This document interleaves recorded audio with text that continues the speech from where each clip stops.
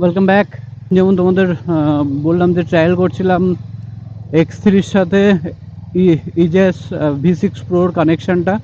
তো কানেকশান আগের দিন এডিট করেছি, ছেড়েছি, তোমরা নিশ্চয়ই দেখে নিয়েছো যে ভয়েস কোয়ালিটি খুব ভালো আসছে এবং বাকি সব ঠিকই আছে, কোয়ালিটি তো খুব ভালো এসছে।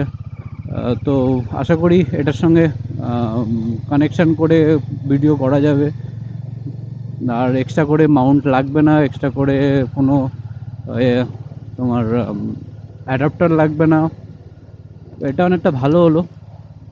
একটা অসুবিধা আছে, সেটা হচ্ছে তোমাকে যখনই তুমি ডিভাইসটা অন করবা বা অফ করবা তখন বারবার তোমাকে কানেক্ট করা লাগবে। এটা একটা ব্যাপার আছে। কানেক্ট করা ইন দ্য মিন ওখানে তো থাকবেই, ওটাকে জাস্ট তোমাকে এয়ারপোর্টে গিয়ে ওটাকে আবার কানেক্ট করতে হবে। তো এইটুখানি কাজ তোমাকে করতে হবে বারবার যখনই তুমি অন অফ করবা। তো এটা করাই যায়। তখন 15,000 টাকা বাঁচাতে গেলে বা ভালো অডিও কোয়ালিটির সাথে এই জিনিসটা বাঁচাতে গেলে এইটুখানি করতে হবে, একটু স্যাক্রিফাইস করাই যায়। তো তাও বলে দিচ্ছি, যদি পারো তো একবার ট্রাই করে নিও। প্রথমে যে কোনো একটা ইয়ারবাডস কানেক্ট করবে, কানেক্ট করার পরে একবার ইন্টারকমটা অন করে নেবে।